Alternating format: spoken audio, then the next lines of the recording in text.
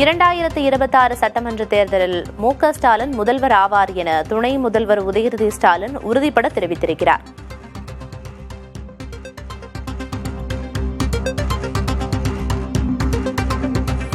திருவண்ணாமலையில் நடைபெறும் கூட்டத்தில் முதல்வர் மு.க.ஸ்டாலின் உரையாற்ற இருக்கிறார். திமுக இளைஞரணி கூட்டத்தில் 1,30,000 நிர்வாகிகள் பங்கேற்பார்கள் என்று துணை முதல்வர் உதயநிதி ஸ்டாலின் தெரிவித்திருக்கிறார்.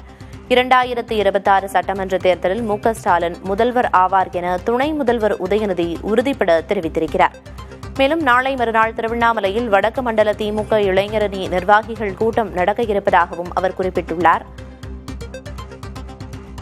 திருவண்ணாமலையில் நடக்க இருக்கும் கூட்டத்தில் முதலமைச்சரும் உரையாற்ற இருப்பதாகவும் தெரிவிக்கப்பட்டிருக்கிறது.